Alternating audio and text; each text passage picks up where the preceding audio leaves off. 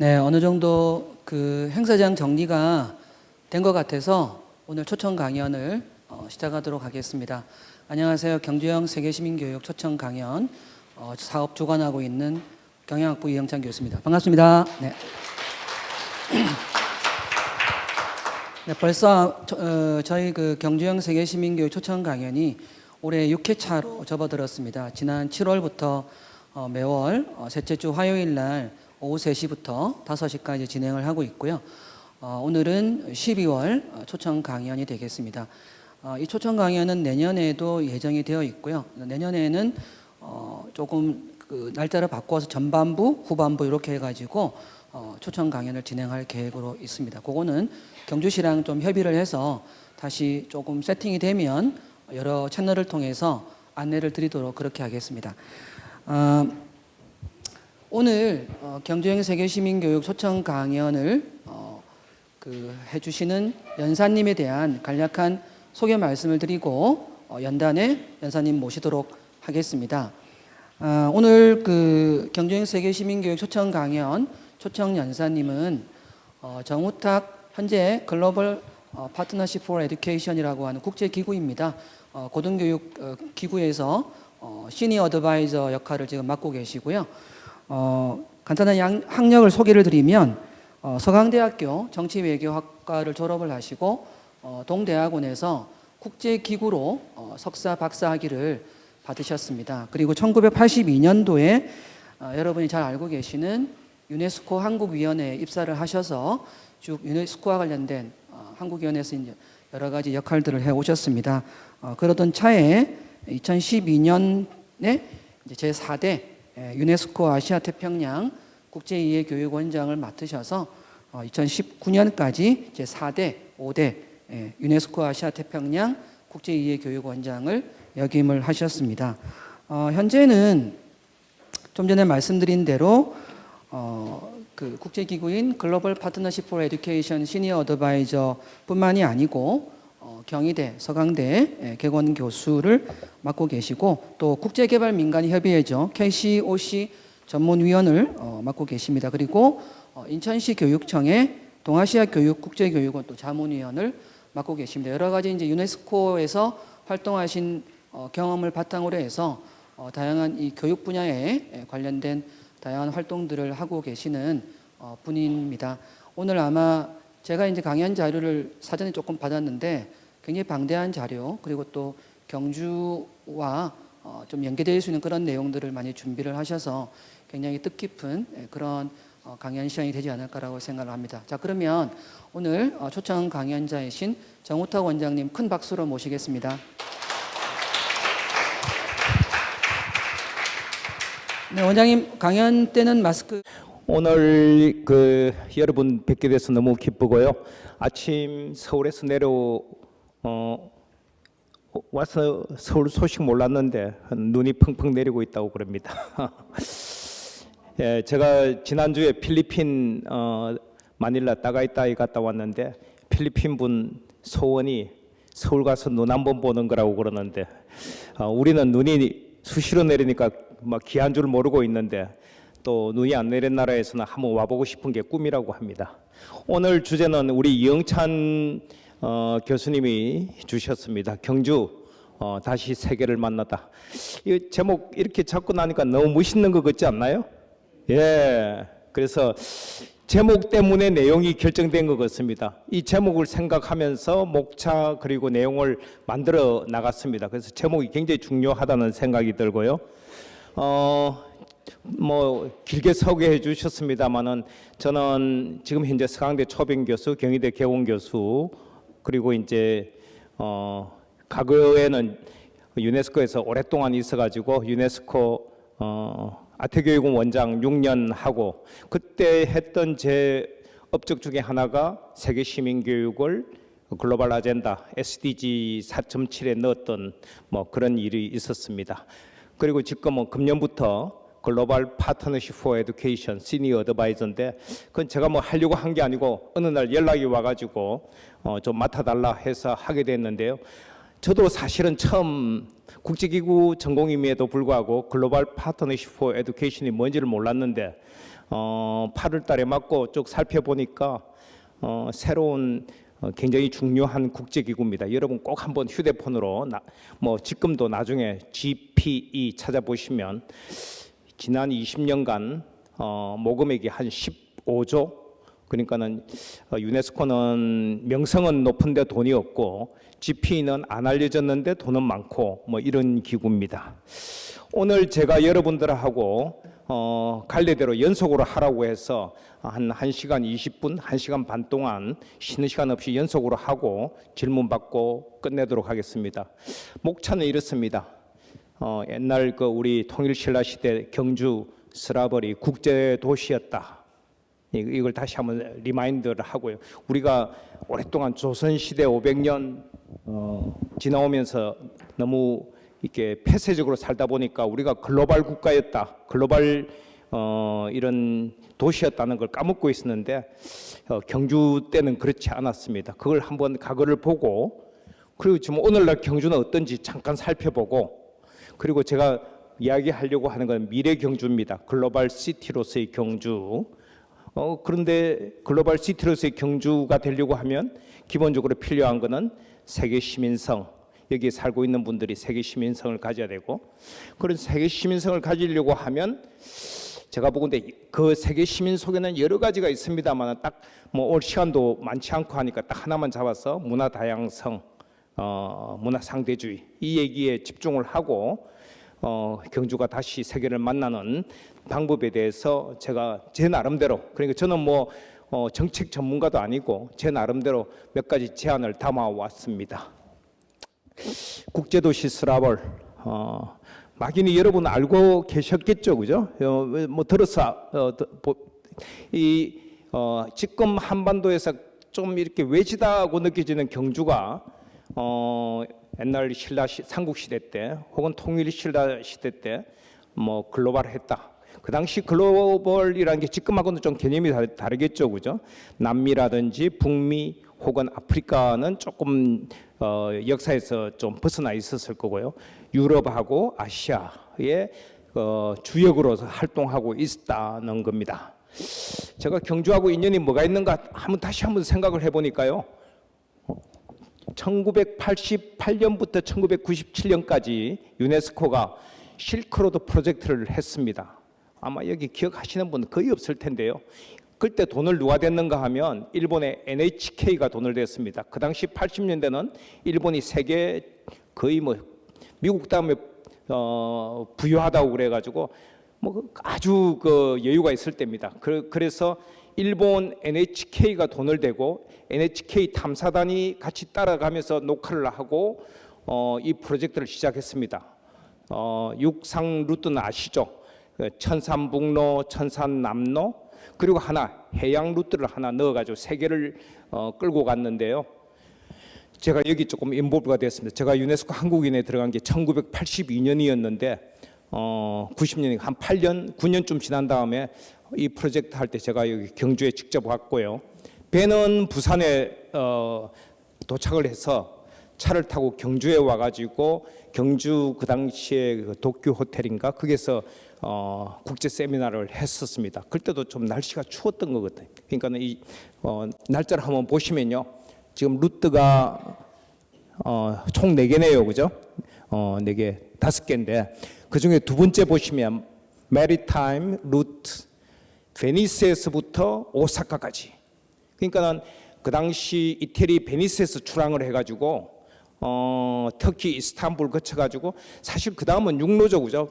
메리타임이라고 그러는데 수에즈 운하가 없었으니까 그 다음에는 이게 홍해를 내려오면서 홍해를 꺾어져 가지고 페르시아만 쪽으로 가서 오만, 좀 있으면 지도가 나옵니다. 오만의 무스카트를 거쳐 가지고 인도, 그다음에 말라카 해협 해서 이제 쭉 북상에서 올라오는 그 루트를 시작을 했습니다. 연도 한번 보시면요.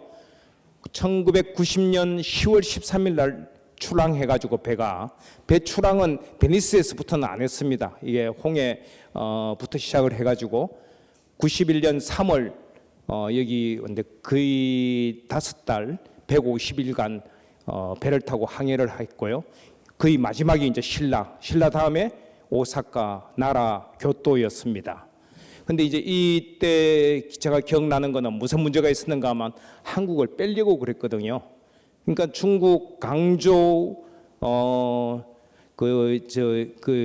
하모니라 셔먼이라고 그러죠. 그걸 그치고 복주 그치고 난 다음에 막바로 배가 오사카로 갈 예정이었는데 NHK가 돈을 대니까 우리 한국이 이거 그러면 안 된다. 그 당시에 통일신라 경주를 다 이걸 거쳐간 곳이다 해가지고 열심히 주장해가지고 결국 부산에 정박하고 경주에서 국제회의하고 일본으로 가는 걸로 이렇게 해서 우리가 빠지지 않았던 기억이 납니다. 이게 이제 그 당시 루트 한번 쭉 보시면요, 이거 한번 보시면 여러분 좀 가슴이 뛰지 않나요? 그 당시 600년, 700년, 800년, 900년, 1000년 뭐 이 사이에 경주가 외진 경주가 아니고 세계와 다 연결된 그런 경주였다. 육상으로도 연결되고 해상으로도 다 연결되고. 그런데 지금 여러분 경주 지금 그런 느낌 좀 가지고 있나요? 글로벌 시티로서의 느낌 쭉 연결되어 있습니다. 이 실크로드 탐사에서 보시면 누가 배를 제공했는가 하면 오만의 국왕이 자기의 전용선을 배를 그 이름이 풀크 알 살라마 해가지고 오만의 국왕이 이제 최근에 돌아가신 분입니다. 150일간 여행을 했고요. 그게 들어온 탄 분들이 학자들 100명 그리고 저널리스트 45명 등등 해가지고 뭐 거의 21개 항구 16개 나라 뭐 이렇게 쭉 했다. 이거 쭉 영문으로 나와 있죠. 지금도 유네스코 웹사이트에 실크로드 찾아 들어가시면 이 글이 그대로 있습니다. 제가 그 도쿄 호텔에서 지금은 그렇게 안 하죠, 그죠? 옛날에는 1인 1실로 방을 주는데 옛날에는 1인 1실이 아니고 2인 1실로 방을 줬습니다. 1990년대 초만 해도 조금 그 글로벌 마인드가 좀 떨어져가지고 그래서 제가 누구하고 같이 잤는가 하면 파키스탄에서 온 역사학자하고 같이 잤는데요. 아직도 기억나는 게 그분이 한 말씀인데 파키스탄에 탁실라라는 곳이 있는데 자기 생각에는 그게 신라하고 무슨 관련이 있는 것 같다. 여러분 파키스탄 탁실라 한번 찾아보시면요. 제가 몇 년 전에 파키스탄 가서 탁실라 파키스탄 이슬라마바드 가서 이제 실제 그 해보니까 탁실라라는 곳이 아주 중요한 곳이었더라고요. 여러분들 한번 그 연구 좀 해보시면 좋겠습니다. 이 배입니다. 이 배가 국왕의 전용선인데 이걸 유네스코에다 내줘가지고 그 배를 타고 오만에서 이렇게 오게 되는데 왜 오만이냐? 나라 이름이 오만. 여러분 좀 잘 모르시죠? 저는 오만은 여러 차례 갔었는데요. 신바트의 모험 아시죠? 이분들이 그 신바트의 모험에 나오는 그런 고대 왕국이었고요. 오만 사람들이 항해술이 최고였습니다. 그래서 500년대, 600년대 이미 전 세계 바다를 그 당시에는 아마 뭐 대서양 이쪽은 빼고 인도양과 이 동진아해 이 중국까지 오는 항로는 5만 사람들 배를 타고 큰 배도 아니고 작은 배로 이미 다녔다는 기록이 나 있습니다. 그만큼 항해술이 뛰어났고요. 그래서 오만이 지금은 두바이에 묻혀가지고 그러니까는 아랍에미레이트 그다음에 카타르 뭐 이런 나라에 묻혀가지고 아랍의 변방처럼 보이지만요. 오만이 예전에는 그 나라보다 더 이 바닷가에 아라비아해에 있으니까 바닷가에 있으니까 더 국제적인 도시였다. 그래서 오만이 1500년대에는 아프리카 밑으로 내려가 가지고 지금의 탄자니아 거기에 잔지바르라는 섬이 있는데 그걸 식민지로 만들어 가지고 오만 왕국이 통치를 했습니다. 그러니까는 아랍 국가가 아프리카에 가서 식민지를 만들어서 통치를 했다. 나중에 이제 탄자니아가 독립하면서 탕카니카 플러스 잔지바르 합쳐가지고 탄자니아라는 이름으로 지금은 독립을 했는데요. 뭐 꽤 유명한 관광지입니다. 이 오만이 이 항해술이 뛰어나가지고 유네스코에 우리가 배를 제공할 테니까 한번 실크로드 탐사를 해보자 이렇게 시작이 돼가지고 보시는 것처럼 아까 그 보신 거하고 똑같은 겁니다. 이렇게 해서 실크로드 탐사를 150일간 했습니다. 그때 어쨌든 제가 젊은 신입 직원으로 여기 경주에 와서 국제회의 개최하고 뭐 했는데 지금 다시 이렇게 여러분께 이렇게 강연을 하게 되니까는 참 격세지감이다 하는 생각이 듭니다. 경주는 지금도 국제도시로 올라가 있습니다. 그 이후에 실크로드 유네스코 웹사이트에 들어가면 도시 이름들이 쫙 나오는데 경주 치면 나옵니다. 그래서 여전히 경주의 지위는 실크로드의 중요한 도시로 각인되고 있다. 이렇게 설명도 잘 되어 있죠, 그죠? 한번 영어로 된 거 쭉 읽어보시면요, 뭐 경주에 대한 설명 아주 잘 되어 있습니다. 이걸 나중에 잘 활용해서 경주 경상북도에서 2014년에 실크로드 탐사 대장정을 했습니다. 저는 이런 프로젝트가 굉장히 의미 있다는 생각이 들고요. 근데 문제는 어느 분이 뭐 도지사거나 시장할 때 하다가 좀 세월이 가면 또 그만했다가 이렇게 하면 정말 체계적으로 지속적으로 하지 않으면 별로 빛을 보기 힘들다. 그래서 어떤 프로젝트든 한번 하겠다고 마음을 먹으면 10년 이상 꾸준히 하면 달라집니다. 그런데 한 1, 2년 하다가 3, 4년 하다가 그만두고 또 다시 하고 이러면 아무 효과가 없다. 그런 생각이 듭니다. 우리 지금 경주 엑스포 있죠, 그죠? 그 엑스포에서 전에는 호지민 씨하고도 한 번씩 행사하고 터키 이스탄불하고도 서로 교류 방문했는데 제가 터키 이스탄불 가니까 그게 유명한 그게 다운타운이 있죠. 갈라타 하는 곳에 가는데 탑이 하나 있더라고요. 경주 이스탄불 뭐 이렇게 기념탑이 하나 만들어져 있습니다. 그래서 그런 것들 굉장히 의미 있는 행사였다 하는 생각이 듭니다. 지금부터 이제 제가 좀 구체적으로 얘기하는 거는 우리 이희수 교수가 쓴 이슬람과 한국 문화, 부제가 너무 멋있죠. 걸프해에서 경주까지 1200년 교류사. 그래서 우리 경주에 사시는 분들은 이 책 꼭 보셔야 됩니다. 다만 이제 지금 품절됐는데요. 도서관에서 한번 보셔야 되는데 2012년에 청아출판사에서 나온 겁니다. 이희수 교수, 뭐 저 개인적으로 아주 친한 분인데요. 이분이 뜻한 바 있어서 터키 대학에 박사과정 유학을 갔는데 간지 3개월 만에 터키어를 너무 잘하니까 거기서 전부 다 한국에서 천재가 왔다고. 근데 그분 말씀이 터키어하고 한국어하고 어순이 똑같아가지고 정말 쉬웠다고 그러는. 그 말은 뭔가 하면 터키하고 우리하고 같은 어족입니다. 우랄 알타이 어족. 이분 말씀에 의하면 이분이 쓴 책 중에 터키 100인가 뭐 1000인가 하는 뭐 그런 책 하나 있습니다. 그게 보면요, 이제 그 터키 얘기가 나오는데 터키는 역사를 가르칠 때 정주의 역사가 아니고 이동의 역사로 가르친다고 합니다. 그러니까는 우리 조상들은 몽골 아시아의 서쪽에 살았는데 뭐 여러분 역사 아시죠, 그죠? 흉노족, 투르크족 쫓겨 이제 중국에 쫓겨서 중앙아시아로 옮겨가지고 한참 살다가 뭐 돌거리라는 이름도 있었고요. 뭐 등등 살다가 또 뭐 쫓긴 건지 아니면 더 좋은 곳을 찾아서 이동한 건지 지금의 터키 자리 아나톨리아 고원으로 이동해 갑니다. 그러다 보니까는 원래 거기에 있던 나라가 어딘가 하면 이란이 페르시아 제국할 때 아나톨리아 고원까지 다 점령했었거든요.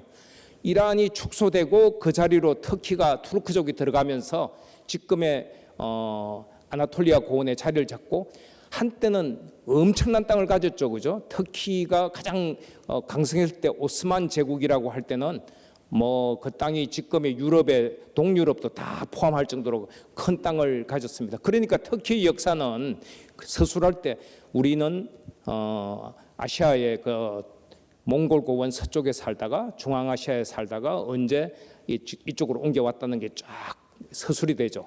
우리 한국 역사하고는 조금 다릅니다. 우리 한국 역사는 여러분 국사 한번 보시면요. 지금 다시 한번 리마인드 해보시면 저는 어릴 때 당군신화부터 배웠는데 당군신화 또 빼는 경우도 있죠.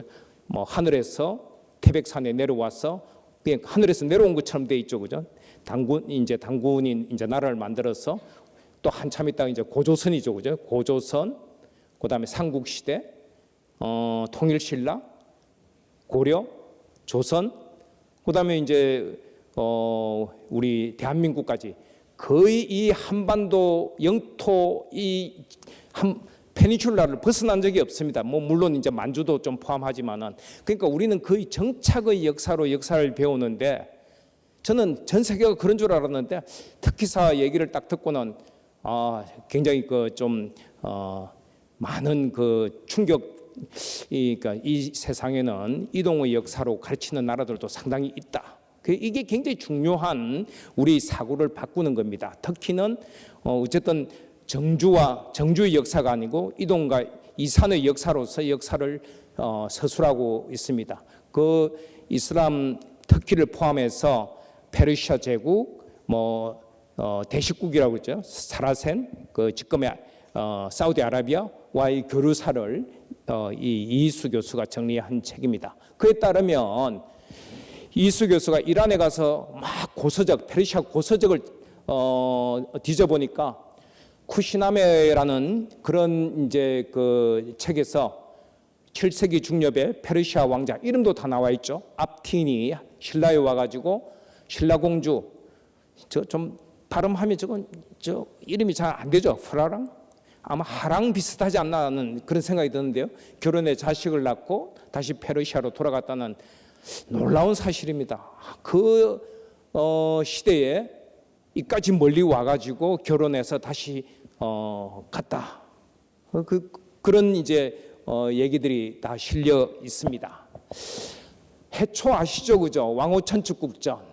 왕호천축전의 해초가 갈 때는 배 타고 갔죠, 그죠? 중국에서 강조에서 배 타고 지금의 인도 천축국을 가가지고 올라올 때는 인도에서부터 지금의 파키스탄 거쳐서 아프가니스탄, 그래서 바미안 유적도 왕호천축국전에 나옵니다. 어디를 지나가는데 아주 거대한 석불이 보인다. 그게 이제 바미안 유적을 기록을 하고요. 그걸 이제 천산산맥을 넘어가지고 다시 중국으로 들어가서 왕호천축국전을 쓰고, 그게 이제 이제 도낭 석불에 있는데 중국이 한참 이렇게 약해지고 막 그럴 때 유럽의 탐험대들이 가서, 탐험대가 아니고 정확히 말하면 도굴 범죄들이죠, 그죠? 처음에는 프랑스, 영국, 독일, 막 미국 순차적으로 가서 다 가져오는데 이 해초 왕호천축국전을 프랑스 탐험팀이 그때는 그 책인 줄도 몰랐죠. 그냥 낙타에다 싣고 그냥 가지고 온 겁니다. 와서 다 이제 나중에 발견된 겁니다. 그게 보니까 그 기록이 다 있습니다. 그러니까는 신라의 성녀가 당나라에 가서 천축국을 갔다가 다시 중앙아시아를 거쳐가지고 당나라를 기구했으니까, 그 당시에 물론 많은 사람이 그런 건 아니지만은 성녀, 지식인 이런 분들이 기본적으로 생각하는 어떤 무대, 살아가는 무대가 좀 달랐다. 스케일이 굉장히 큰 거죠, 그죠? 그 책에 보면 이렇게 나온답니다. 페르시아인들은 지중해에도 진출할 뿐만 아니고 인도양 스리랑카까지 와서 이렇게 중국하고도 교육을 한다. 이게 적혀 있을 정도입니다. 그러니까 어떻게 보면 지금 우리가 굉장히 갇혀 사는 거다. 왜냐하면 민족 국가 단위로 이렇게 자꾸 우리가 교육을 받다 보니까 국가 우선, 애국심 우선 하다 보니까는 국가 밖을 조금 등한시하는 그게 있는데, 옛날 한번 생각해 보시면 민족주의, 애국심 이런 게 좀 덜할 때죠, 그죠? 좀 자연스럽게 살아갈 때 굉장히 스케일이 컸다, 이런 생각이 좀 듭니다. 이게 유명한 이런 겁니다. 신라 무덤에서 나온 유리잔들인데 놀랍죠, 그죠? 이게 전부 다 로마 시대 때 혹은 지금의 시리아, 이집트, 요르단 쪽에서 나오던 이런 거하고 거의 같은 것이다. 그러니까는 그 당시에 쓰던 식기 이 제품들도 동시대에 이렇게 같이 쓰고 있던 유리잔, 사사니드 페르시아라는 또 이런 것도 나왔습니다. 이거 도저히 학자들이 믿어지지가 않는 거죠. 이게 주로 페르시아에서 나오던 이런 복음들인데 이게 신라에서도 나왔다. 그리고 여러분이 잘 아시는 처용 같은 경우, 그리고 우리 지금 우리 탈춤, 뭐 민속춤 하면 쓰는 가면들, 안동 하회 탈춤 보시면 한국 사람 얼굴하고는 조금 다른 거 같지 않나요? 물론 도깨비 뭐 이렇게 해가지고 강대뼈도 더 튀어나오고 코도 더 우뚝 하고 눈도 더 이렇게 한데 이게 되게 아마 이때하고 연관이 있을 거다. 그러면 아라비아 중동 사람들하고 연계성이 좀 더 명확하게 드러납니다. 그리고 이분들이 여기 와서 또 살았다고 합니다. 지금 이제 이런 춤도 뭐 연관이 있을 거고요. 뭐 이거는 너무 잘 아시죠? 왕릉이나 계령 이런 데서 나오는 무인석 보시면 분명하죠, 그죠? 그리고 여기 제일 끝에 보이는 사람 머리 이거 무슬림들이 쓰는 모자 그대로입니다. 이게 톡입니다. 그 중앙박물관에 있는데 이거는 문인상이죠, 그죠? 이 보면 역시 서역 인물이다. 그런 거 보면 통일 신라 시대 때는 거의 글로벌한 그런 국제 도시로서의 경주였다. 그런 생각이 듭니다. 지금보다 우리 지금 경주에 살고 있는 분보다 더 글로벌한 마인드를 지녔을 것이다. 저는 추측이 됩니다. 그리고 우리가 자랑하는 불국사 석굴암 간다라 양식이라 그러는데 학교 다닐 때 간다라가 뭔지 잘 모르고 그냥 배웠죠, 그죠? 심지어 이제 지금 아프가니스탄의 칸다하르하고 발음이 비슷하다 그러는데 간다라 양식이라는 게 이제 그 원래 이제 불교도 이게 조각이 없었는데 알렉산더가 들어오면서 그리스 사람들을 조각 많이 만들죠, 그죠? 그래서 들어오면서 여기 들어보고 부처님도 한번 만들어보고 등등 해가지고 이게 이어진 게 간다라 양식입니다. 지금의 페샤와르 지역 그러니까는 파키스탄 북부 아프가니스탄 지역을 합쳐가지고 그 지역에서 처음으로 뭐라고 그럴까요? 부처님상 불교의 조각들이 나오기 시작합니다.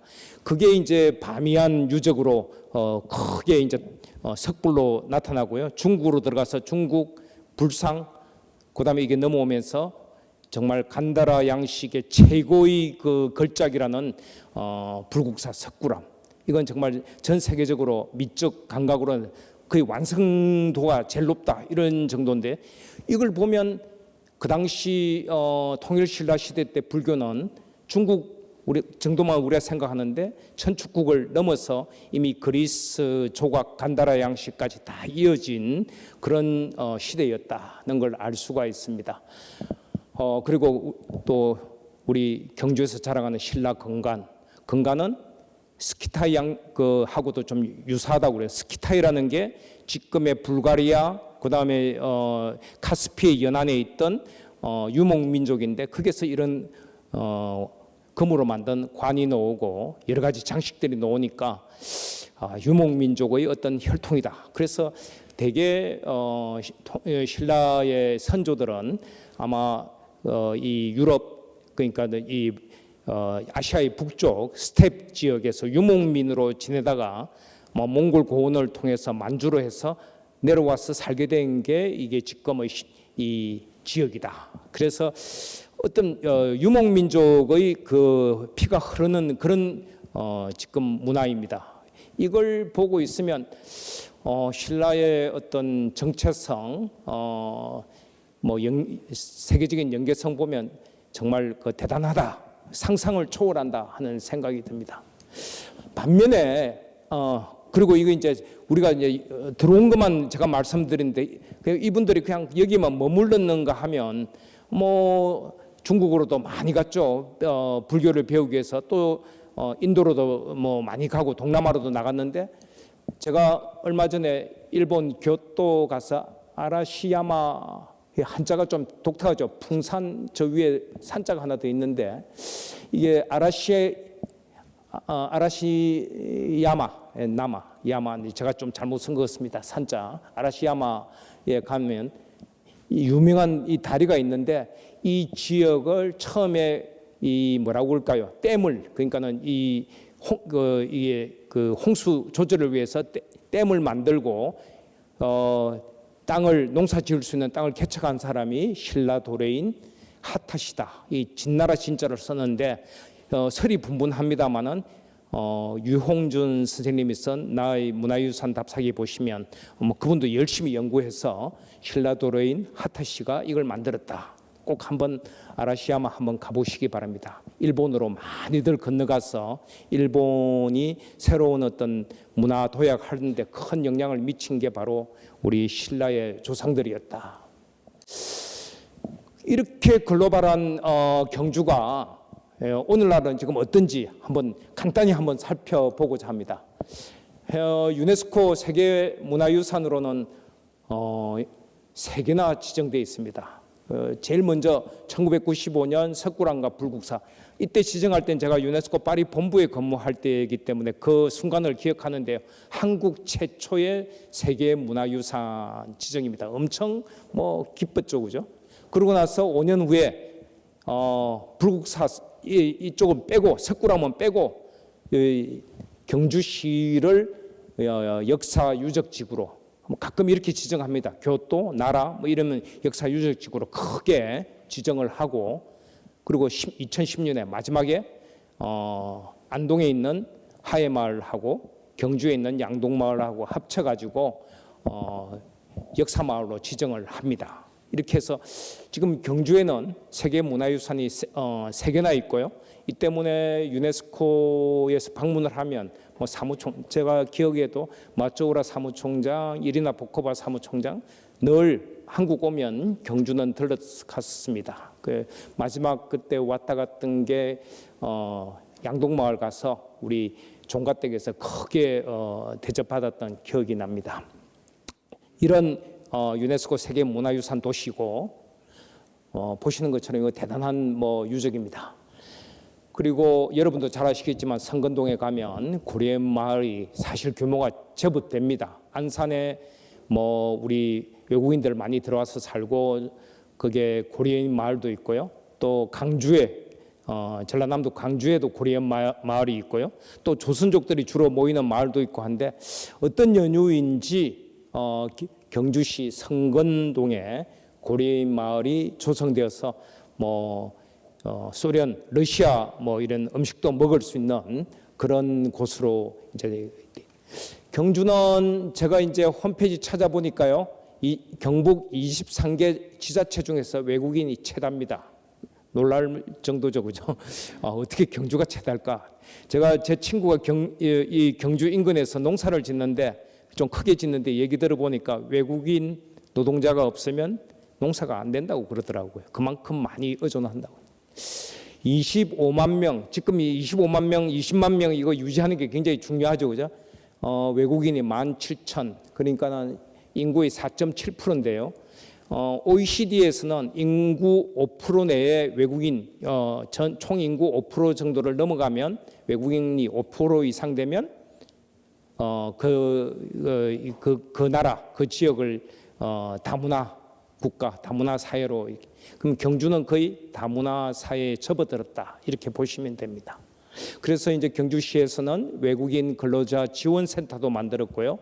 또 이분들이 주로 경주 인근에 관광지로만 생각하는데 공업 울산 공단하고도 가깝고 하니까 자동차 부품업체, 식당 이런 데 많이들 일하고 있습니다.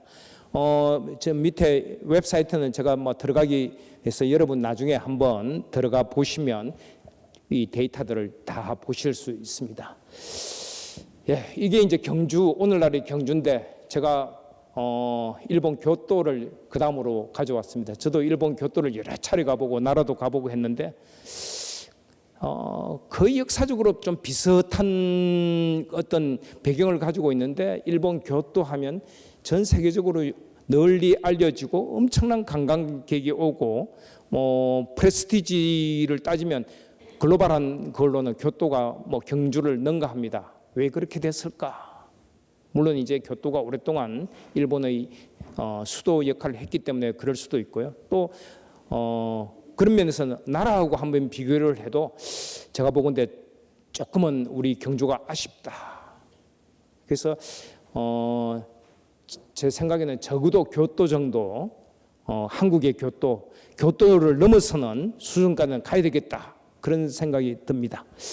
그렇게 하려면 우리가 어떻게 되는가? 글로벌 시티로서의 경주를 우리가 목표로 내세운다고 하면 저는 우리 경주에 사는 우리 주민 경주 시민들이 글로벌 의식을 가져야 된다. 세계 시민이 되었으면 좋겠다. 세계 시민이 되는 길이 뭐냐? 제가 가장 쉬운 것 중에 하나가 문화 다양성을 포용하고 존중하고 즐기는 것. 문화 다양성이 왜 그렇게 중요하냐? 제가 이제 들어가려면 이제 세계 시민성부터 얘기를 하면 이 작은 지구에 우리가 소속감을 갖고 보시는 것처럼 보편적 가치 뭐 몇 가지 문화 다양성 존중, 평화, 인권, 뭐 지속 가능 발전 이런 걸 이제 하는 게 세계 시민이다. 이제 이 얘기 하려면 또 다른 강좌가 한번 돼야 되니까 그 중에서 제가 문화 다양성만 가지고서 얘기를 하려고 합니다. 문화 다양성의 좋은 점은 학교에서 요즘 초중고등학교 가면 뭐 창의성 얘기 많이 하는데 절대 뭐 창의성이 그냥 노는 게 아니고 문화의 다양성, 문화의 융복합이 바로 창의성을 가져온다. 그 창의성의 가장 큰 소스가 문화 다양성이다. 그런 생각이 듭니다. 예를 들어 보시오. 우리가 잘 아는 가장 창의적인 인간 피카소. 정말 저도 이런 그림 보고 뭐 별로 반갑지도 않거든요. 어떻게 저렇게 그림을 그리지? 그런데 이게 아비뇽의 처녀들이라는 피카소의 걸작입니다. 나중에 미술 사가들이 연구를 해보니까 아비뇽의 처녀들이 별게 아니고 지금의 말리 툼북투에 있는 가면들을 갖다가 거의 묘사한 겁니다. 거의 같죠, 그죠? 보시면 피카소가 말은 안 해서 그렇지 자기의 창의성은 아프리카 가면에서 아프리카 전통 예술에서 많이 가져온 겁니다. 그래서 제 생각에는 창의성은 하늘에서 뚝 떨어지는 게 아니고 있는 것을 변형시키는 것이다. 그런 생각이 들고요. 두 번째로 한 사람만 예를 들면 조금 그렇죠, 그죠? 고갱을 예를 들면 고갱은 젊은 시절에 주식 거래하는 데서 일을 하는데 너무 지겨우니까 40대 초반에 그냥 사표 내고 하구를 들고 그림 그리러 이제 남불도 내려가고 하는데 아무리 그림을 그려도 자기 하풍이 안 나오는 겁니다. 고호도 만나고 뭐 그래. 어느 날 큰 결심을 하고 배를 타고 지구 반바퀴를 돌아가지고 남태평양 타히티에 가가지고 이런 그림을 그린 겁니다. 만약에 고갱이 파리에만 있었다면 아마 우리가 고갱을 몰랐을지도 모릅니다. 그런데 타히티에 가니까 이런 사람들이 있는 거 보고 그린 그림입니다. 제목도 되게 철학적이죠. 우리는 어디에서 왔고 우리는 무엇이며 우리는 어디로 가는가. 이거 보시면 황생예수와 마리아. 우리 예수 하면 백인만 그리던 사람이 거기서 항생예수를 그리고 마리아 예수를 어깨에 올린 마리아의 모습 이 보시면 되게 다르다는 걸 느낄 수 있죠, 그죠? 마지막으로 한 명만 더 하면 우리가 제일 좋아하는 화가 고호. 고호는 독특한 하풍으로 뭐 전 세계 사람들의 사랑을 받는데 뒤에 보시면 이게 탕계 할아버지의 초상화 뒤에 보시면 놀랍게도 후지산이 보입니다. 이미 일본은 1840년대, 50년대에 런던 박람회에 가서 이렇게 우키요에 전시도 하고 해가 유럽의 화가들이 충격을 받았죠, 그죠? 채색화 우키요에, 우키요에라는 게 이런 겁니다. 부세화라는 건데요.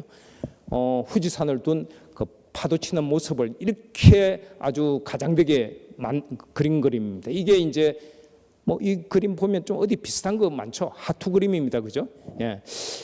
이 우키요에가 이미 1840, 50년대 런던 박람회에서 소개되면서 유럽 화가들이 깜짝 놀란 거죠. 그걸 보고 고호가 열심히 또 인상파들이 또 많이 그걸 배웠습니다. 이제 미술사가들이 다 연구해 보면 나오는 건데요. 저 오른쪽에 있는 게 안도 작품인데 이걸 고호가 열심히 모작으로 그렸습니다. 똑같죠, 그죠?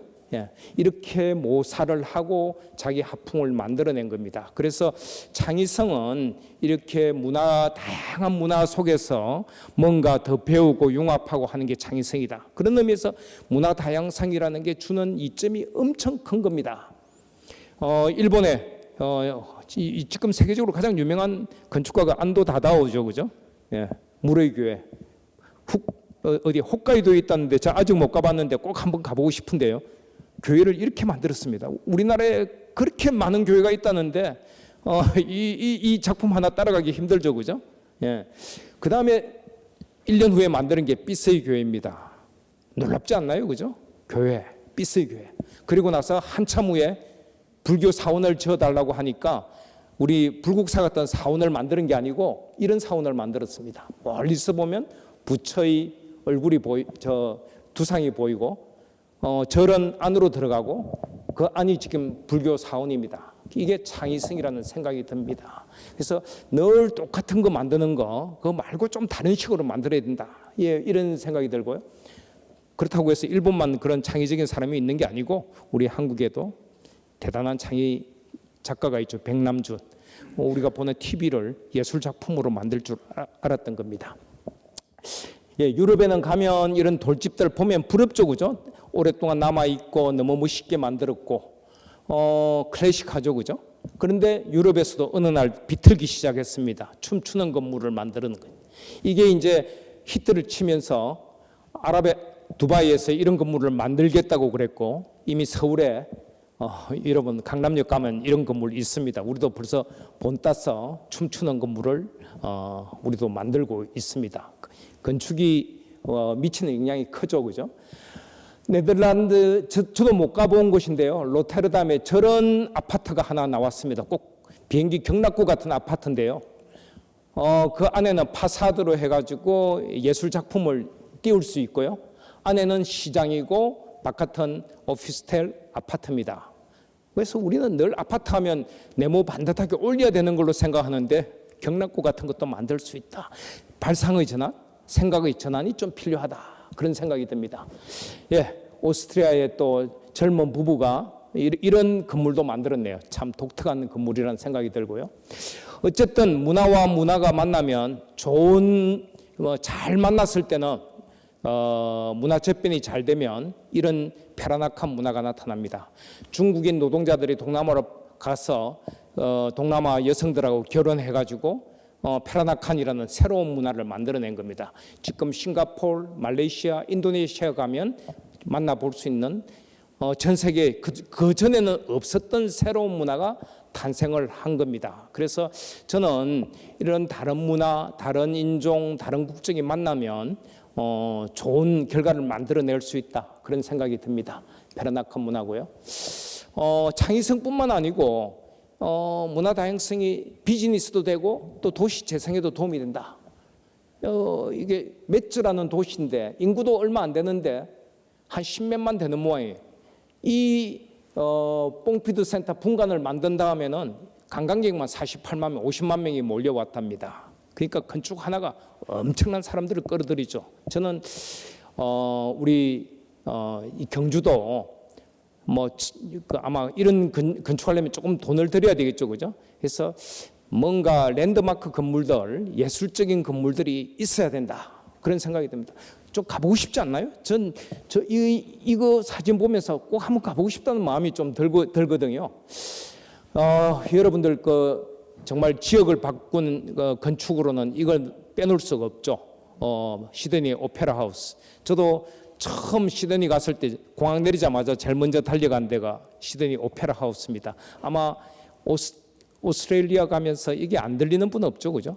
정말 대단한 창의성 발상이라는 생각이 듭니다. 오스트레일리아가 2차 세계대전 이후에 가보시면 아시겠지만 뉴질랜드, 오스트레일리아는 세계의 변방입니다. 뉴스 할 때 보면 제가 뉴질랜드 가서 뉴스를 보고 있으면요, 아무 주변에 없고 그냥 밑에 남극이 보이니까 이 지구의 끝에 왔구나, 참 오지구나, 이런 생각이 드는데 그걸 좀 탈피하려고 전 세계에 건축 설계 공모를 냈는데 덴마크 설계사 작품입니다. 근데 실제 건축을 하려고 보니까 너무 어려워가지고 한 20년 걸렸다고 그러죠, 그죠? 근데 만들어 놓고 나니까 정말 이런 건물이 없는 거죠. 랜드마크 건물이 된 겁니다. 제가 지난 4월달에 오스트리아 비엔나에 갔었는데요. 쓰레기장 이런 거 유명하죠, 그죠?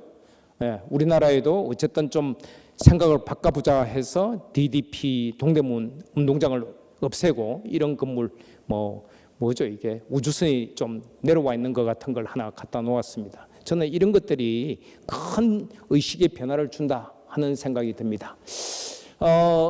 지역 재생에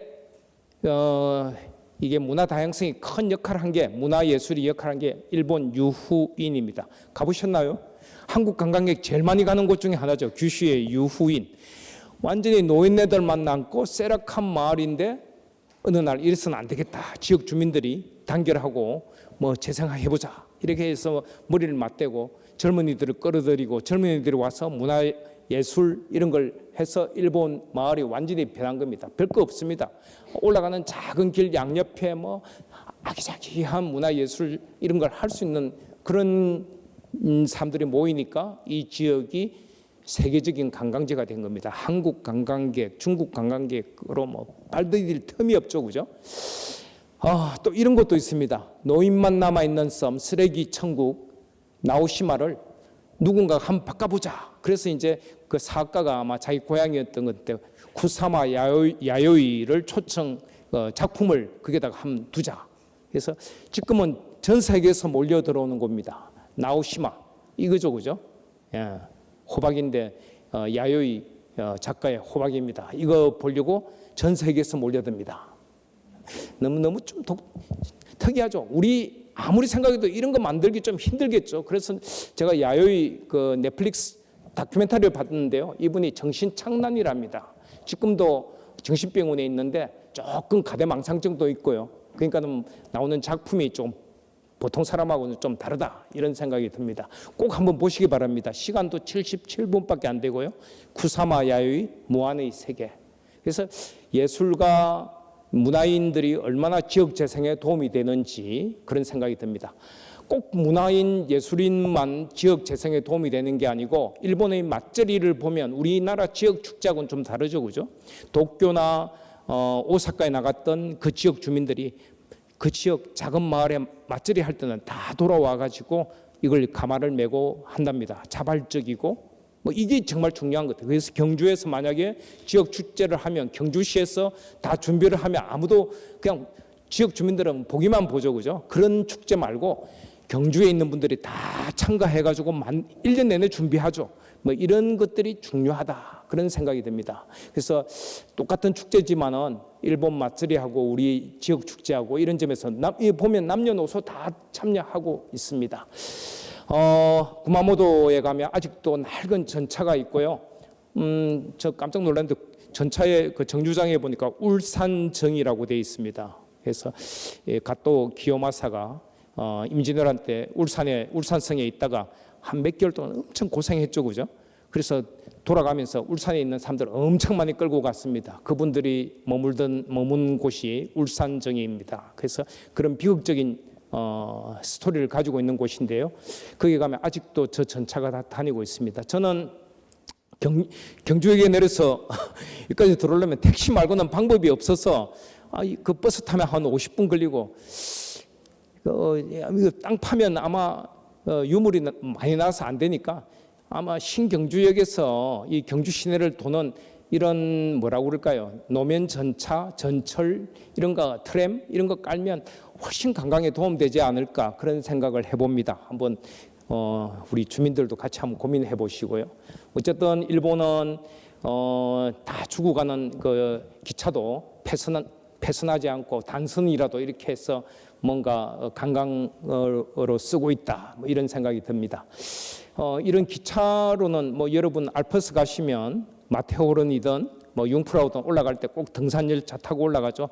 굉장히 느낌이 좋습니다. 그래서 이런 것도 좋은 아이디어가 아닐까 하는 생각이 들고요. 제가 한번 뭐 경상북도니까 어디입니까? 청송 그쪽에서 영덕으로 넘어가는 그 도로, 영덕 고속도로가 뚫리고 나서 제가 한번 차로 한번 넘어가 봤는데 산길에 들어가서부터 내려갈 때까지 차가 한 대도 오지 않는 완전히 버려진 도로입니다. 그건 좀 너무 아깝다는 생각이 들고요. 프랑스의 뚜허 드 프랑스처럼 이런 그 산악을 돌파하는 이런 자전거 대회 뭐 이런 거 하면 정말 세계적인 명소가 될 수 있는 그런 곳이다 하는 생각이 들더라고요.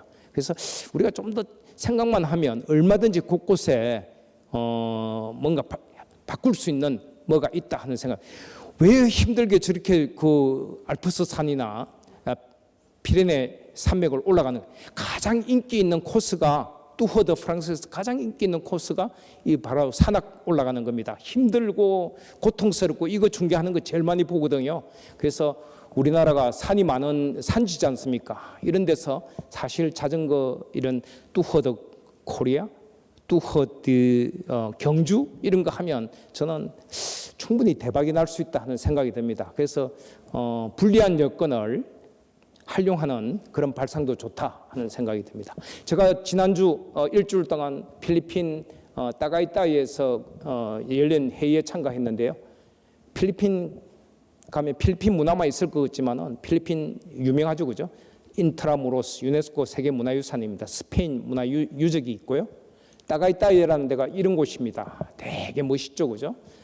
그러니까는 회의를 마닐라에서 한다고 했으면 제가 갈 생각이 없었거든요. 아유, 가서 또 뭐 복잡한데 뭐. 근데 따가이따이에서 한다는 얘기를 듣고 내가 가겠다고 그랬습니다. 마닐라 공항에 내려가지고 딱 2시간 차 타고 가면 이런 곳인데 경치도 너무 좋고 공기도 깨끗하고 필리핀이 열대지방이라고 그러는데 이게 고산 해발이 2,000m가 되니까 1년 내내 선선합니다. 모기도 없습니다. 여기서 국제회의를 하니까 뭐 전 세계에서 다 옵니다. 그래서 이게 큰 장점이다. 옛날에는 주로 교통 좋은 수도에서 모든 큰 회의를 했는데 이런 여건, 지역의 여건만 잘 살리면 수도권을 이겨낼 수 있다. 만약에 경주에서 뭔가 국제회의를 하고 그 여건이 좋다고 그러면 아마 서울보다 더 인기가 있지 않을까. 저도 좀 따가있다 그랬지만은 만약에 발리에서 한다고 그러면 가죠, 그죠? 자카르타보다는 훨씬 매력이 있는 것 같아요. 도쿄보다는 일본의 나라나 교토에서 한다고 그러면 좀 더 매력이 있는 것 같습니다. 그래서 경주가 가진 장점이 있다 이런 생각이 들고요.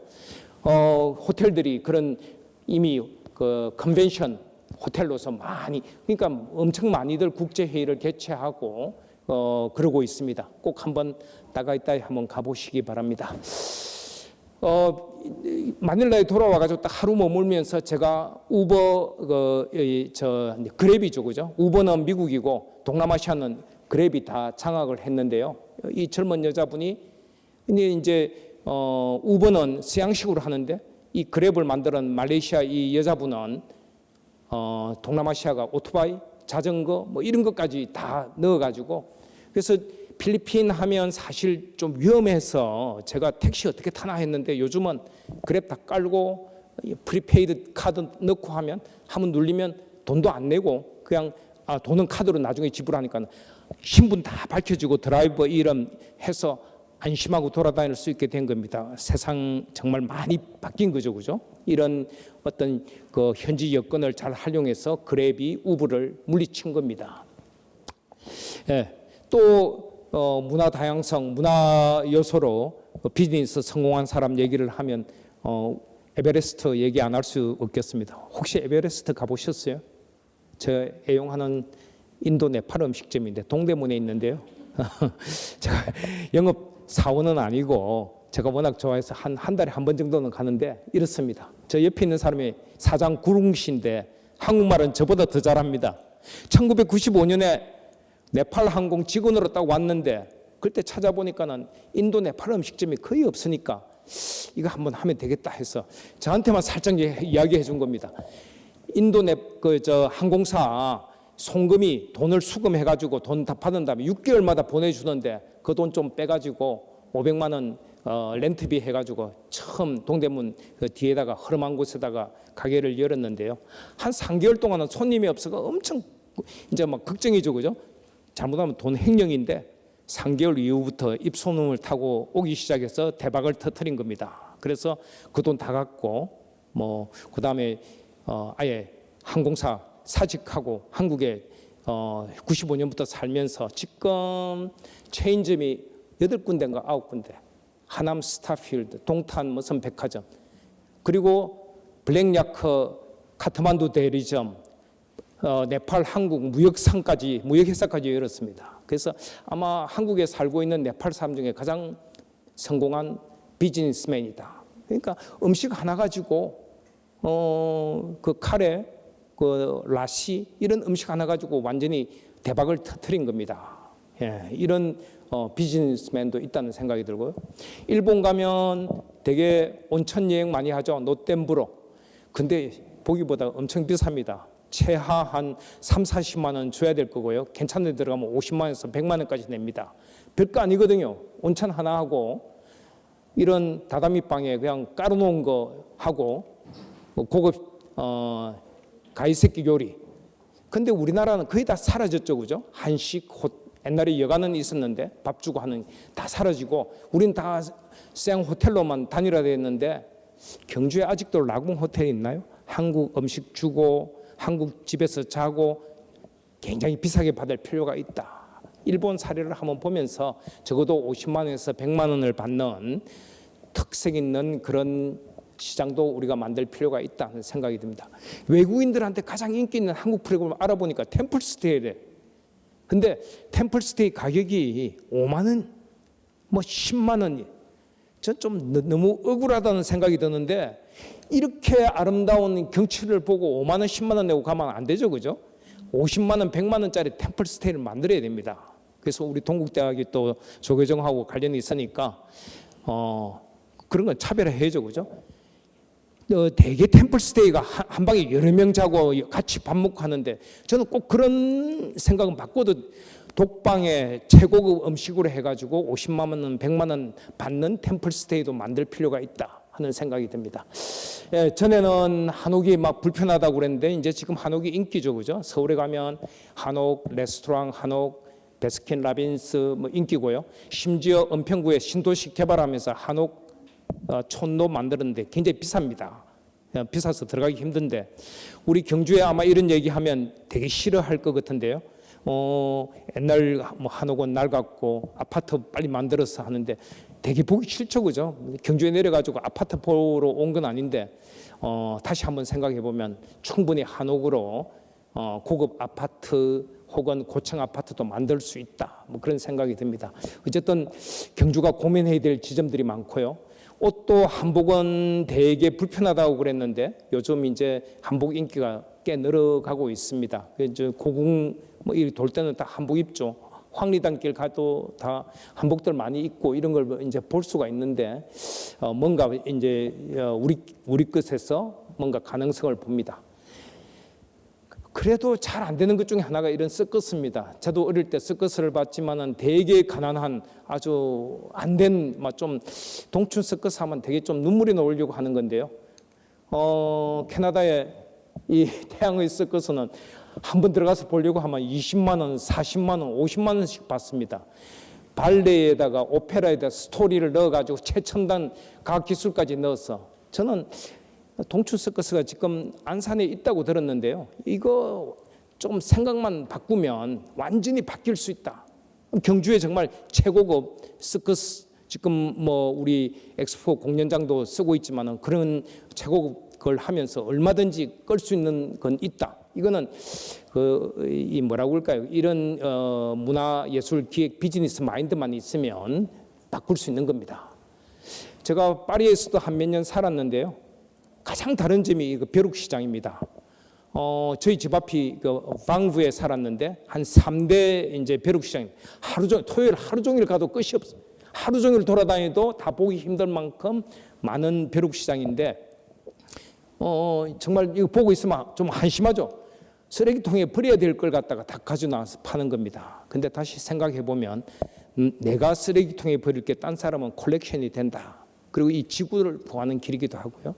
근데 우리나라는 지금 당근마켓 이런 걸로 다 대체되어 있는데 저도 당근마켓 해봐서 알지만은 뭐 올려놓고 어디 밤에 어린이 놀이터나 세븐일레븐에서 만나서 건네주고 하는데 그거하고 이거하고는 천냥지차다. 물론 중고시 거래라는 거는 동일하지만은 문화적으로는 다르다. 그래서 정말 경주 같은 데서 뭐 대한민국에서 가장 유명한 세계적으로 가장 유명한 이런 벼룩 시장을 한번 만들어 볼 필요도 있다. 뭐 그런 생각도 듭니다. 제가 뭐 비즈니스 도시 재생하고 관련해서 그런데 사실 구분은 안 되죠, 그죠? 문화 다양성이 주는 즐거움들이 엄청 많습니다. 여러분 싫어하실 분도 있지만 저는 뭐 카레 너무 좋아하는데 다양한 음식들 맛보는 거. 우리는 밥만 먹지만은 난, 난 종류도 또 다양하죠, 그죠? 중앙아시아 난. 중앙아시아 사람들 소울푸드입니다. 제 친구 우즈벡 친구는 어디 말레이시아 해외에 올 때 이거 가방에 넣고 와가지고 자기 호텔방에 불러가지고 난 찢어가지고 또 가져온 보드카에 또 육포, 그 말고기 육포 가져와서 밤새 먹는데 꼭 우리 김치나 고추장 가져가는 거하고 비슷한 생각이 듭니다. 베트남 반미 이제 꽤 유명하죠, 그죠? 우리가 프랑스 바게트가 원래 세계 문화유산에 등재됐습니다. 바게트만 저는 맛있는 줄 알았는데 프랑스 저 베트남 가서 호치민시티 저 하노이 가서 반미 먹어보고 깜짝 놀랐습니다. 쌀로 만든 바게트인데 청출어람이라고 바게트보다 더 맛있습니다. 그래서 역시 문화는 이런 변형을 통해서 더욱더 나아간다 하는 생각이 듭니다. 앙코르와트 가보면 정말 대단하죠, 그죠? 뭐 보는 즐거움이 대단합니다. 보로보드르, 우리는 탑 하면 우리 석가탑, 다보탑만 생각하는데 동남아시아 탑은 스투파 자체가 이렇게 생겼습니다. 참 다양하죠, 그죠? 탑이라는 거 똑같은 용어인데도 탑이 모양이 다르다, 다양성. 그리고 사원, 그러면 바닷가에 있는 힌두 사원입니다. 이런 걸 보는 즐거움도 있고요. 시장하면 우리는 육지에 있는 시장만 생각하는데 동남아 사람들은 수상시장으로 또 시장, 그러니까 생각을 우리가 기존 생각하는 거하고 이 세상을 다녀보면 우리 사고의 한계를 다 바꿀 수 있는 것들이다. 제가 몇 년 전에 키르기스탄 이시쿨 호수에 초대받아 갔는데 저 깜짝 놀랐습니다. 거의 스위스 레만호 못지않은 그런 곳이 우리 아시아에 있는 겁니다. 키르기스탄 이시쿨 호수. 부탄은 우리 거의 우리 한반도하고 같은 우랄 알타이 어족 비슷합니다. 그러니까 히말라야 산맥을 넘어온 그 티베트 쪽 이쪽 사람들이거든요. 제가 부탄 가가지고 물건 사러 딱 들어가니까는 부탄말로 저한테 말을 그러니까 모습이 그냥 부탄 말만 안 하면 부탄 사람으로 보이는 겁니다. 거의 스당당처럼 이런 것들 걸어놓고요. 사람들도 굉장히 수줍어하고 제가 거기서 느낀 게 이분들은 서쪽으로 넘어서 부탄으로 가고 우리는 동쪽으로 내려와서 한반도로 왔구나 그런 생각이 들었습니다. 그래서 비록 멀리 떨어져 있지만은 우리하고 굉장히 유사한 나라다 하는 생각이 들고요. 몽골 많이들 가시죠. 우리가 보기 힘든 비만 내리고 난 다음에 너무 깨끗하니까 무지개 이런 걸 볼 수 있습니다.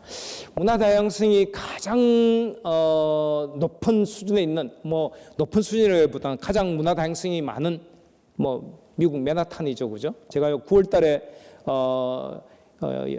이거 UN Transforming Education Summit 때문에 한번 갔었는데요. 이 타임스퀘어 가면 전 세계 모든 사람들이 다 몰려 있고요. 바로 저 밑으로 조금만 내려가면 32번가에 한국 식당들이 쫙 있습니다. 전 세계 음식을 다 맛볼 수 있는 그런 초이스가 굉장히 많은 곳이죠. 그래서 굉장히 매력적입니다. 맨하탄 다 좋아하죠. 제가 지난 4월 달에 오스트리아 비엔나에 갔는데 이건 정말 제가 처음 가봤는데 여기 문화 다양성도 대단히 높은 곳입니다. 예, 암스테르담, 예. 이 경험은 제가 잊을 수가 없는데 호텔 운하 옆에 호텔 아침에 일어나서 문을 여니까 바로 밑에 운하가 보이는데 너무나 독특한 어떤 즐거움. 그래서 그때 느낀 게 우리도 좀 수변 생활이 좀 있었으면 좋겠다. 대개 우리는 보면 바다 부산에 가면 바다 근처에 아파트 짓고 그런 건 있는데 이 작은 운하 옆에 자기 집이나 아파트가 있어서 항상 물을 보고 있는 이런 수변 거주 공간은 우리가 이상하게 거의 없습니다. 이거 좀 한번 생각해 볼 아마 경주에도 여러 천이 있죠, 그죠? 그 잘 활용해 가지고 바로 옆에 수변 생활을 해보면 굉장히 즐거움이 있다 하는 생각이 듭니다. 네덜란드는 굉장히 그 문화 다양성도 높고 개방적인 국가죠. 그래서 세계에서 가장 개방적이어서 게이 그다음에 또 뭐죠? 레스비언 축제까지 열리는 그런 나라입니다. 아마 우리나라에서 이 얘기하면 되게 이제 좀 민감한 이슈에 속합니다. 중국만 하더라도 수양 마을들이 많습니다. 그 상하이 관광 가시면 바로 그 1시간 거리에 여러 수양 마을들 가볼 수 있고요. 심지어 숙박도 가능하고. 그래서 중국도 이런 문화 옆에 이렇게 살아가는 사람들이 많은데 우리는 그거 참 되게 다르다 하는 생각이 들었습니다. 또 문화 다양성이 높은 곳으로 오스트레일리아 멜버른, 정말 많은 사람들이 가고 싶어하는 곳이죠, 그죠? 음악과 예술 이런 곳이고 가서 참 좋았던 기억이 남습니다. 아프리카 쪽에 가면 모로코, 땅은 아프리카 북부에 있는데 사람들은 아랍 사람들이고 프랑스의 식민지를 겪었고 이웃은 스페인이고, 그러니까 한 네 문화가 섞여 있습니다. 그래서 요즘 가장 핫한 곳이 모로코 관광으로 뜨죠, 그죠? 그래서 문화 다양성이 높은 곳을 사람들이 가보고 싶어한다, 이런 생각이 좀 듭니다. 뭐 이런 현대적인 트램도 있고요. 예. 그리고 남미의 리오 삼바 축제 이런 거는 참 저는 아직 못 가봤습니다만 꼭 한번 가보고 싶다 하는 생각이 듭니다. 예. 조금 비극적인 사건이었습니다만 우리나라에도 할로윈 파티가 있었죠, 그죠? 저는 이런 게 이제 한 곳에 너무 밀집한 건데 좀 이게 많이 분산돼 가지고 뭐 이런 게 소화가 됐더라면 좀 달라지지 않았나, 뭐 그런 생각도 듭니다. 거의 마지막인데 이게 이제 그 문화 다양성에 관해서는 특히 이스탄불 성소피아 사원은 원래 그리스 정교 기독교였다가 가톨릭이었다가 이게 이제 이슬람 사원으로 바뀌었다가 최근에는 에르도안 대통령이 다시 이슬람 사원으로 그게 완전히 개방해서 박물관으로 만들었는데 이걸 갖다 다시 이슬람 사원으로 한다고 그래서 이건 정말 시대를 역행하는 것이다. 제가 방문했을 때 찍은 사진입니다. 이 보시면요, 이슬람도 기독교도 다 같이 이 건물 안에 있으니까 얼마나 종교적인 공존, 이거 굉장히 대단한 거거든요. 여러분 한번 생각해 보시죠. 우리 한국의 서울에 있는 교회를 조교정에서 사서 절로 만들면 아마 그거는 테러가 날 겁니다. 기독교에서 그 산속에 있는 절 사가지고 저 교회로 만들면 또 가만히 있지 않을 거거든요.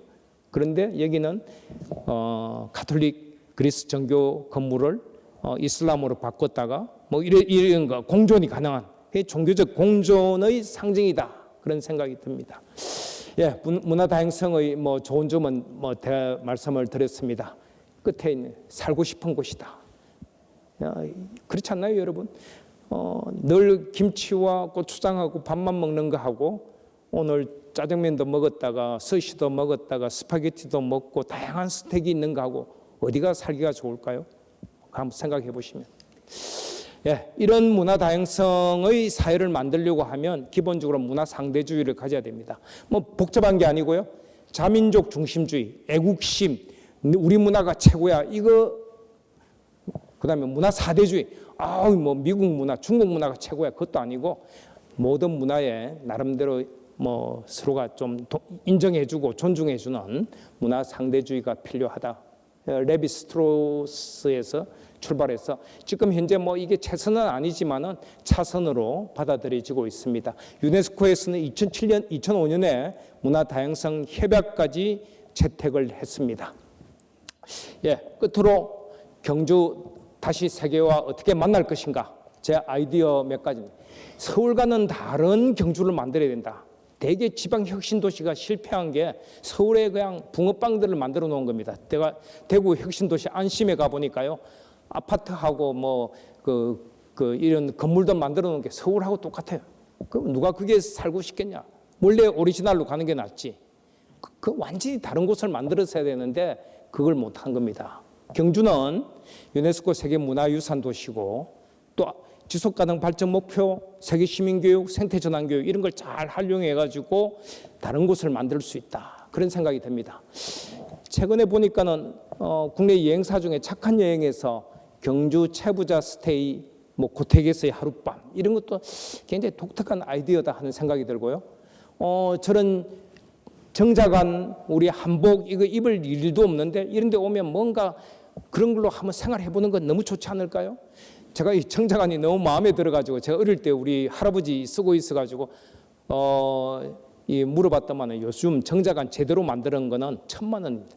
아무도 안 사고 이게 굉장히 어렵게 만드니까 1,000만 원. 이거 정말, 그리고 이제 쿠팡에 들어가서 싼 거 사면 1, 2만 원 하는데 그거 한국 문화 질을 확 떨어뜨리는 거죠, 그죠?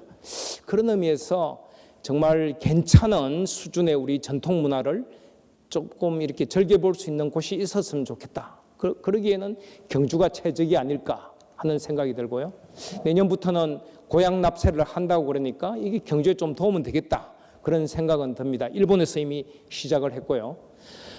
그리고 이제 뭐 서울에 보면 뭐 지하철역마다 2025년 에이펙 정상회의 회의 유치 이런 거 해가지고 막 하는데 제가 혹시 여기 경주시에서 나온 분이 있으면 물어보고 싶은데 유치한 다음 계획은 뭔가요?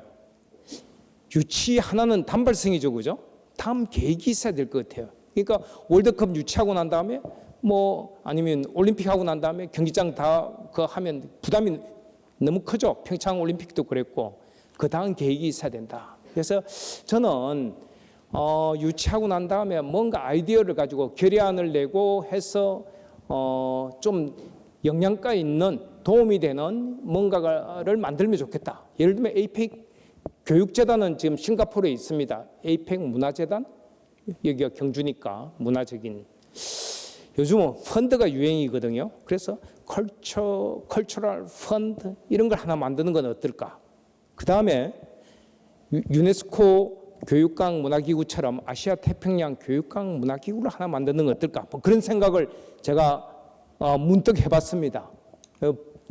모로코에 가면요, 제가 몇 번 방문한 곳입니다. 이세스크라는 곳이 Islamic World Educational, Scientific and Cultural Organ. 그러니까는 유네스코가 있는 걸 보고 이슬람 지역 국가들이 아랍 그다음에 아프리카 합쳐서 54개국 이슬람 국가들이 이걸 만들었습니다. 이런 센터를 모로코 라바트에 있는데요. 이거 굉장히 좋은 아이디어다. 이게 또 이쪽하고 한번 협력해 보면 좋겠다. 이런 생각이 들고요.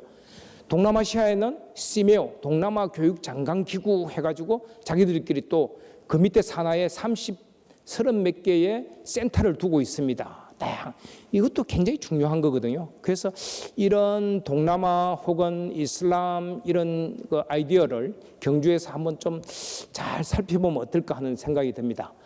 그리고 아까 말씀드린 대로 요즘은 새로운 트렌드가 글로벌 펀드입니다. 국제기구 하면 여러분이 유엔 유네스코만 생각하는데요. 지금 실제 돈 가진 데가 여기입니다. 한번 보시면요. 글로벌 펀드 to fight AIDS, TB, 말라리아 2002년에 만들어졌는데 저거 얼마라고 해요? 10억 불이니까 550억 불. 계산해 보면 한 이게 50조? 엄청난 돈을 모은 데입니다. 여러분 기억하실지 모르는데 9월 달에 우리 대통령께서 바이든 만나기 위해서 참석했던 회의가 글로벌 펀드 회의입니다. 이 회의입니다. 그러니까 세계의 정상들이 다 모이고요. 누가 이걸 지금 끌고 가고 있는, 누가 앰버서더 역할을 하느냐? 빌 게이츠입니다.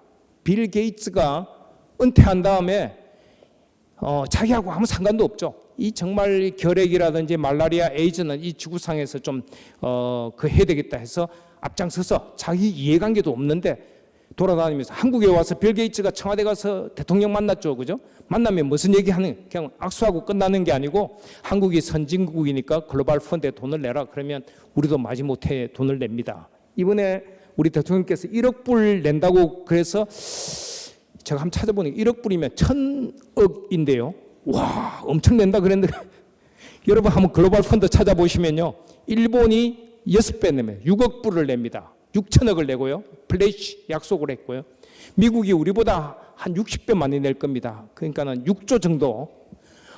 그러니까 이게 제가 그걸 보고 글로벌 펀드에 내는 거 보고 깜짝 놀란 게 우리 마인드를 바꿔야 된다. 우리 한국이 세계 10위권인데 우리가 늘 우리 선진국이고 G10에 초대받았고 G7 회의에 초대받았다 자랑만 하는데 그 선진국에 들어가면 내야 될 의무 분담금이다. 그래서 이런 걸 우리 국민들이 흔쾌히 내야 되고 같이 도와야 된다. 이 마음이 없고 우리 국민 세금이 왜 이런 데 흘러가? 이러면 선진국 역할을 못하는 겁니다.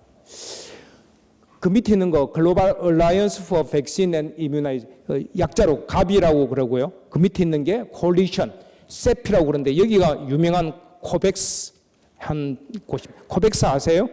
코로나 바이러스 중에 우리나라에 돈이 있으니까는 마음대로 백신 사오지만은 예를 들어서 말라위 같은 데 돈이 없으니까 못 사가니까 여기서 사서 공급을 해줍니다.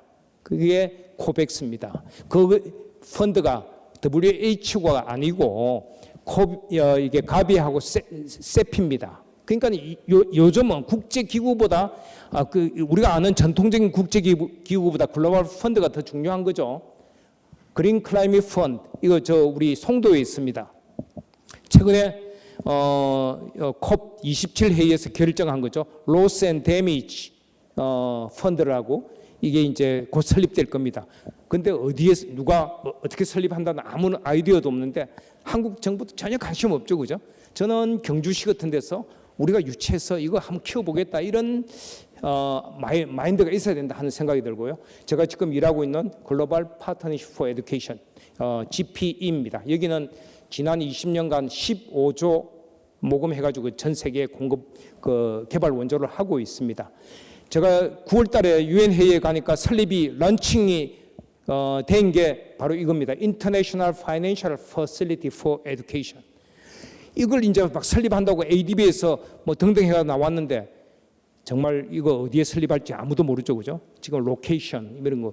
그러면 저는 경주가 정말 글로벌 시티가 되려고 하면 이런 글로벌 펀드를 유치해야 된다. 이미 기존 있는 국제기구들은 유치하기가 굉장히 어렵습니다. 그거는 뭐 유엔 본부 어떻게 옮기나요? 못 옮기죠. 그러나 새로 설립되는 글로벌 펀드는 돈도 많고 앞으로 중요해지고 어디에 설립할지 아직 결정도 안 된 거고 이런 것들은 빨리빨리 나서가지고 유치해야 된다. 에이펙 회의, 정상회의 유치하는 건 일회성이죠, 그죠? 이런 글로벌 펀드 하나 유치해 놓으면 이 도시 자체가 달라집니다. 예. 두 번째 제가 얘기하는 거는 해상 실크로드. 여기에 관련된 도시들이 대단하죠. 오만, 무스카트, 뭄바이, 콜롬보, 캘커타, 양곤, 말라카, 다낭, 강저우, 닝보, 오사카까지. 이 도시들을 연계하고 엮어나가면서 경주가 리더십 역할을 해나가는 거 굉장히 큰 의미가 있을 거라는 생각이 듭니다. 꾸준히 뭐 이런 걸 좀 했으면 좋겠다.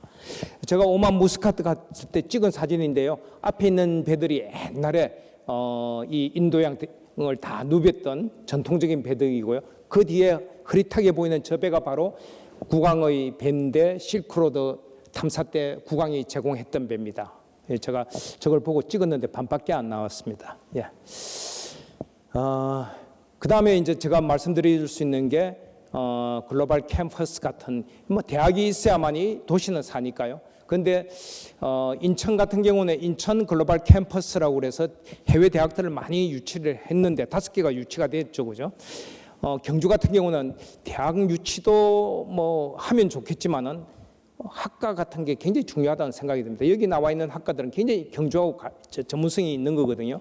문화재 보존학, 이태리나 지금 프랑스 파리 가서 주로 많이 배우죠, 그죠? 루브르 이런 데 가서 보존 이런 걸 배우는데 경주 충분히 그런 데 유치해서 이런 문화재 보존학, 그다음에 진화생물학 같은 건 DNA 가지고 이거는 굉장히 과학적인 겁니다. DNA를 통해 가지고 인류의 진화가 어떻게 되어 왔는지 쭉 추적하는 거, 고고 인류학 이런 건 과학 분야입니다. 이거는 뭐 인문사회과학 분야가 아니고 아주 미래 그게 높은 분야고요.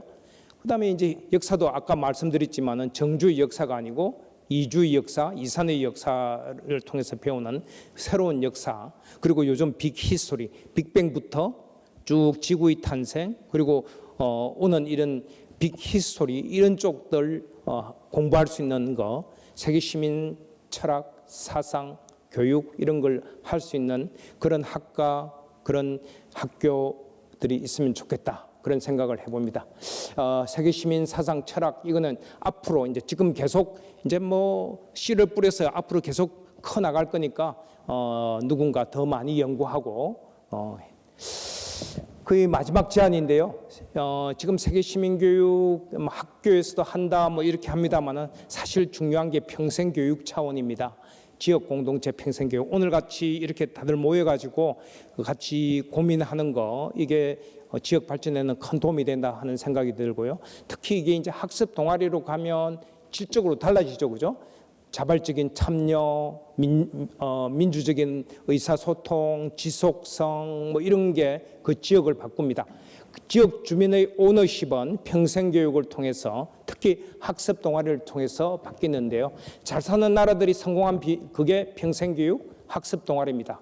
미국, 스웨덴, 뭐 우리나라에서 많이 배우러 가죠, 그죠? 스웨덴, 노르웨이, 핀란드 옛날에 굉장히 가난한 나라였는데 지역 주민들이 깨우치고 하면서 완전히 달라진 겁니다.